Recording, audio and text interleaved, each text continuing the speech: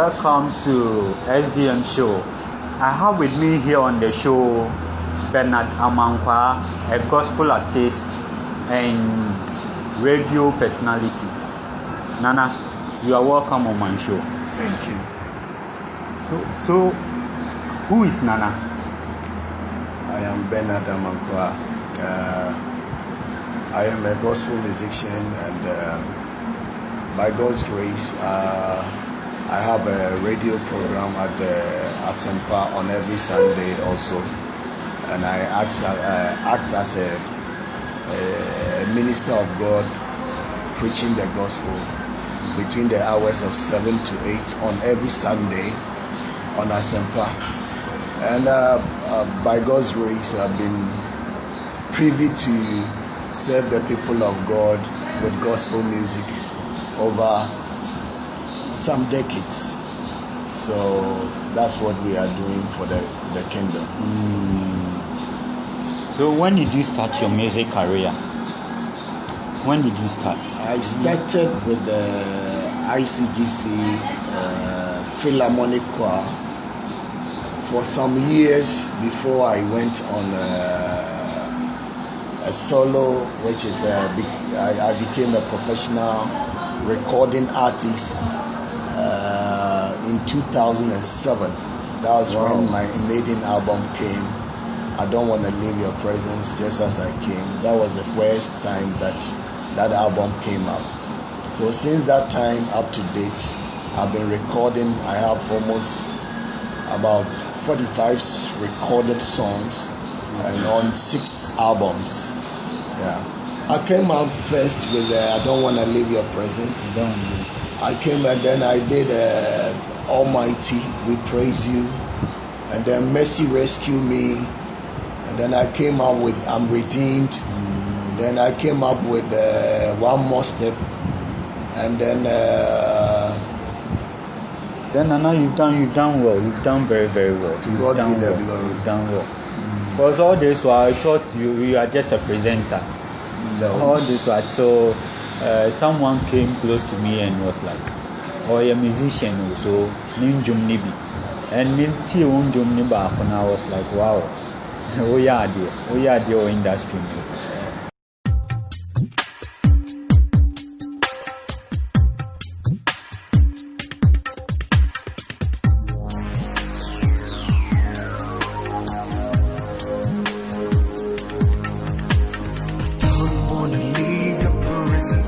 Just as I came, don't wanna leave your presence.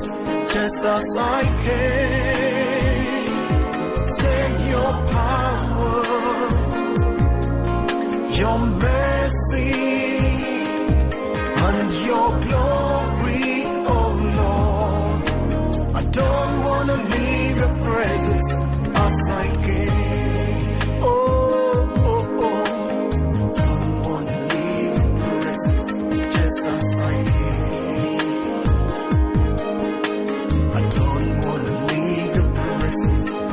As I came,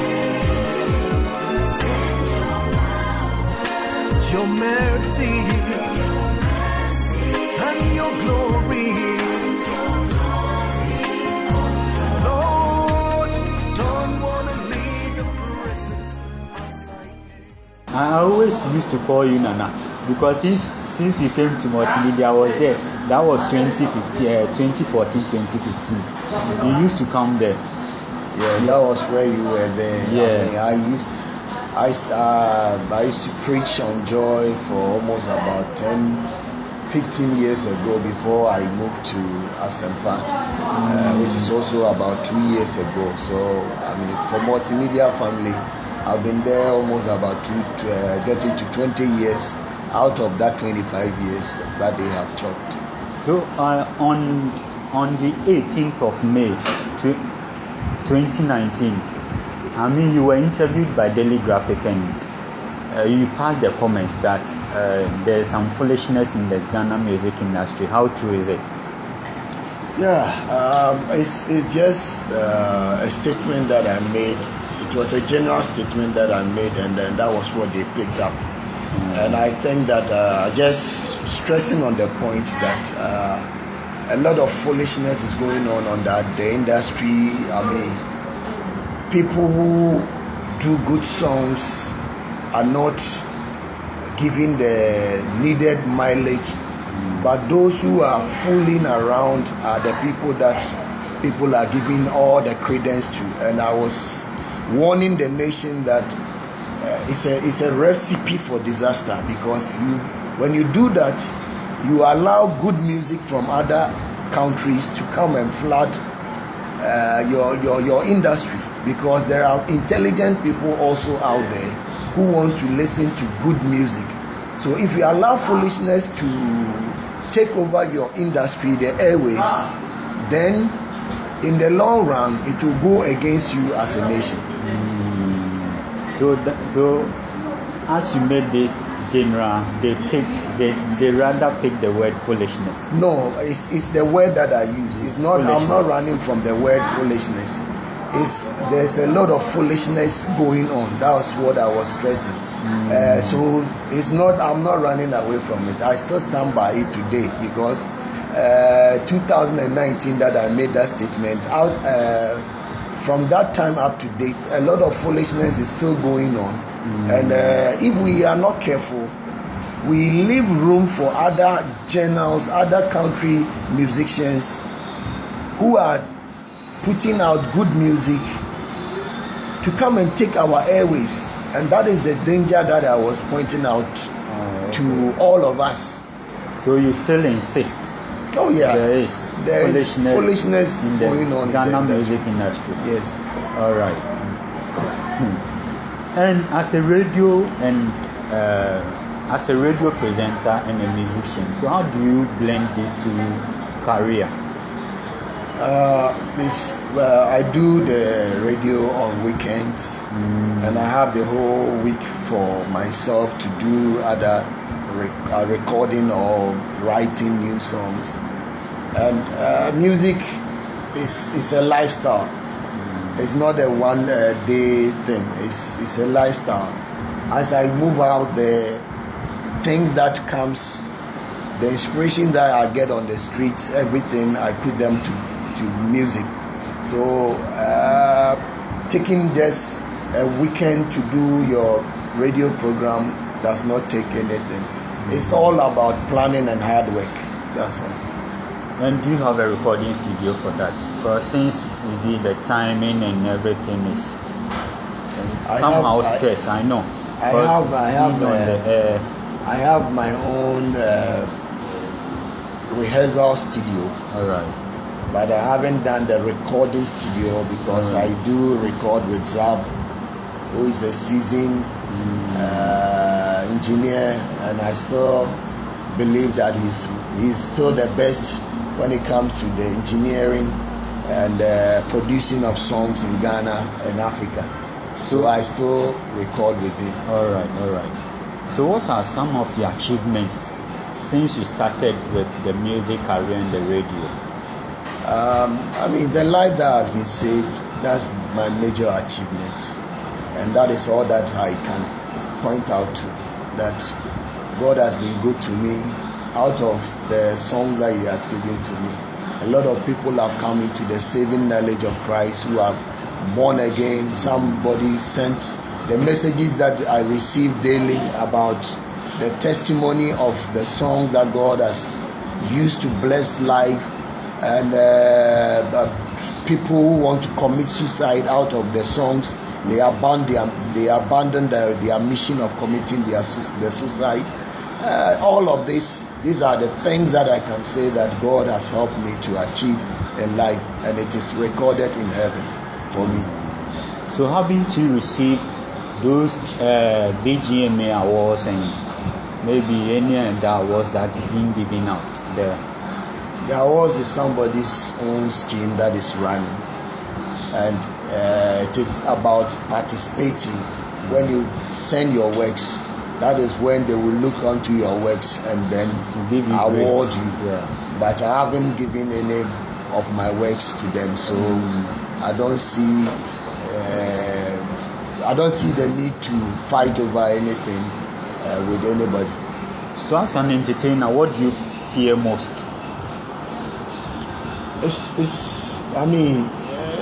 The fear is not something that I fear, but to be at the top, people expect that once you get to the top, you continue to maintain your balance. All right. So anytime that you are coming on stage, you want to give people the best of yourself and that of your act. And the fear is that if you are not able to hit the way you want to hit, that is where you don't want to disappoint your fans. People, spend their time, their money to come to your concerts. I have an annual concert that I ran for. It's now 13 years. Every time at the National Theatre, people come there expecting. So what's the name of? It's called Celebration of His Grace Concert. Celebration of His Grace Concert. Yes, and people expect you to bless them. They are not there for you to just go off pitch and be singing things. No, that's not what. So that is the fear. So every time you're just spreading the good news through your music and the branding that you are building. That is all that. They're spreading the gospel through music. It's not about me. This is about me.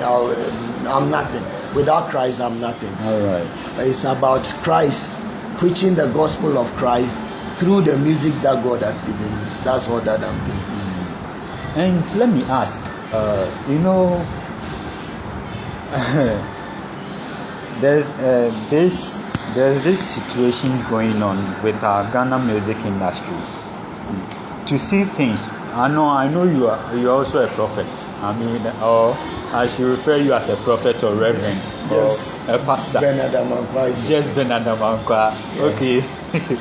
So, what vision do you have? Maybe the next 5 years. What do you see in our music industry and those upcoming artists? What do you see? Like, do they have future? Does the Ghana music industry has a future for the kids or for the upcoming artists? Ghana music has a lot of future. If only we will take away the foolishness and put up good lyrical content. Good lyrical content.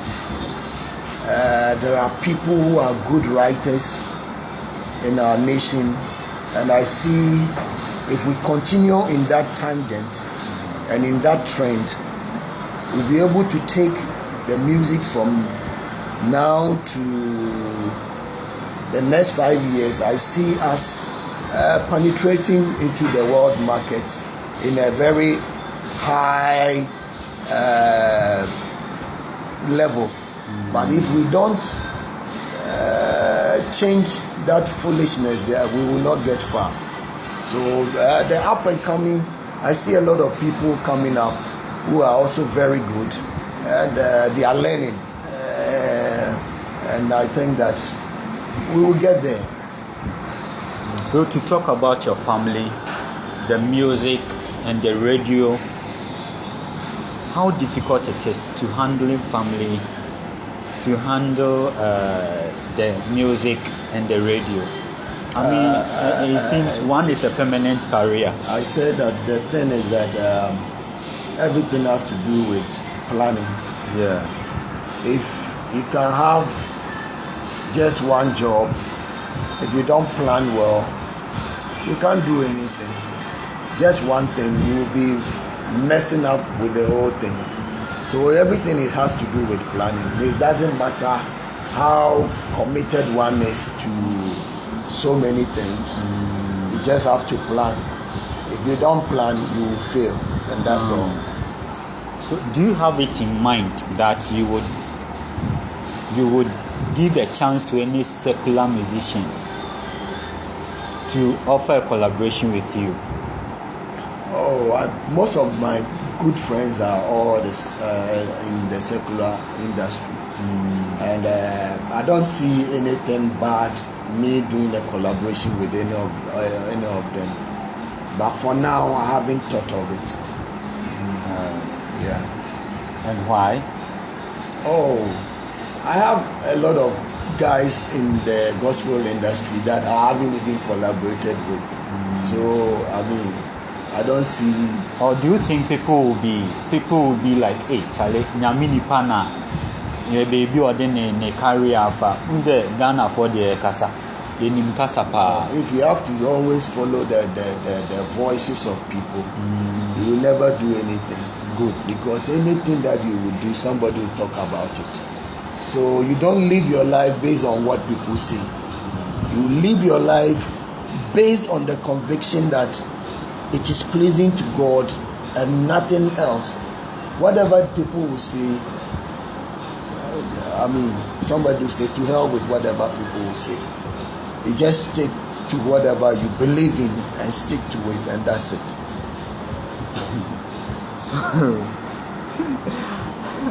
Mr. Benard Amankwah. Yeah. Oh, that's nice. Or say, yentie mo. Ya mo beka ya yenso amo beka. Intie no anu no. Oh. Mr. Benard. When were you called into the, is it prophetic industry, or I mean the I would say that for me,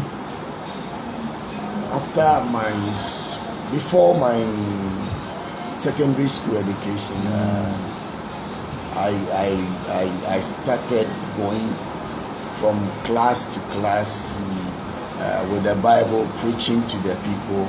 right? I was then entertainment prefect in our school. Oh, so it has been in your blood for long. And then I was going to class preaching the gospel. And I remember some of the guys used to tease me that, oh, your girlfriend has left you, that's why you are taking the Bible. But I say, to the glory of God, ever since I picked up the Bible, I haven't put it down up to date. So everything. So was it true your girlfriend left you? Oh, we had a breakup when I was in school. That was the turning point. Yeah. So we should say broken heart led you to carry the Bible. It is not broken hearts. We went on our separate ways, and I happened to take the word of God and run with the word of God. And today I am here preaching the gospel to people up to date. Have you heard in anywhere that, oh, this man of God? You know, we have a lot about fake men of God and blah blah. So now most of the youth, they are not interested in reading the Bible, going to church, those kind of stuff. Have you heard someone saying, oh, Benard is on there, or Johnny Numukete, radio news, normal pen or mokan, those kind of stuff? I say, to the glory of God, that most of the youth always come to me and tell me they look up to me, and I inspire them. A lot of the secular people that you are talking of, they always come to me and say that the way I relate to them, it makes it simple for them to love God, and the wanting to also come into the Christian fraternity, because I don't make them feel bad or feel that they are not welcome. And God did not come, or Jesus did not come for already qualified people. He came for people who are sinners. All of us, we were sinners. We are just saved by grace. So you can't just be going out there fronting that you are the only righteous person on earth. We need to be accommodating of the other people, but that does not also negate the fact that there are people out there who are using the name and faking around. They are there, but that should not also prevent people from coming to Christ. Because at the end of the day, all of us will be judged by our deeds. You cannot say that based on somebody's misdeeds you did not come to Christ. God will not take that. So everybody is welcome into the fraternity of Christ.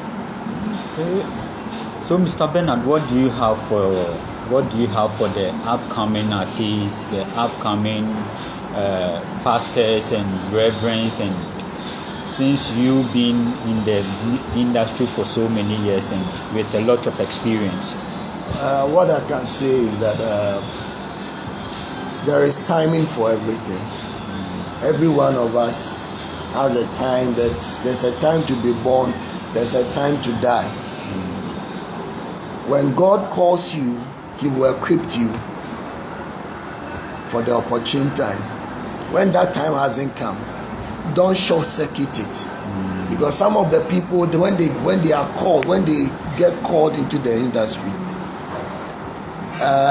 they've seen that maybe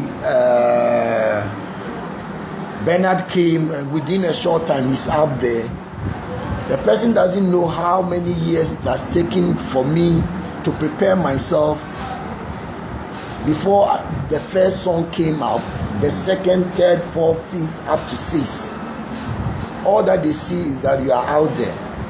So sometimes they will want it to be short circuit, and that's why somebody will tell you, let's go and see this person, let's go and see that person. When you do that, you are selling your soul. But there's more to it. Just be patient. If God calls you to start a church and the church is not going the way you want it, go to God and ask God, is that the way you want me to go? If God says yes, then be patient. Just wait for the opportune time for Him to blow you out there. But don't blow yourself. There's time to every given purpose in this life. Thank you very much. Thank you. Okay. Nana, can you put your contact out there, your social media handles, so that those people out there, those sinners, I'm not a sinner. Yeah, Those sinners. Everybody. Nana, I said I'm not a sinner. Everybody, the Bible says, for all have sinned and fallen short of the glory of God. We are all sinners. All right. It is just by grace that all of us, we are here. If God is to look up to what we do daily, Yes. I mean, all of us would have been dead by now. We are saved by grace. So nobody can say that, as for me, I am righteous than whoever it is. We are saved by grace. My social media handle is Benard Amankwah Singer on Facebook. And then on Instagram is Benard Amankwah _. And then on Twitter, you can get me at Benard Amankwah. That's all. All right. And your contact, maybe? No, you just inbox me. And all right. All just, right. Nana Benard Amankwah. I always add Nana because I respect this man a lot. I do really respect this man. When you are close to him, you will experience it. So this is here we end the show. We thank you very much, our viewers. Keep in touch. We still have more for you. And we are at Aladdin Restaurant, a very good restaurant. A restaurant that serves you extra. When you talk to them, you are free to go. So Aladdin is a very good restaurant, very nice place. It's a very cool place. Just come and try it yourself. Thank you.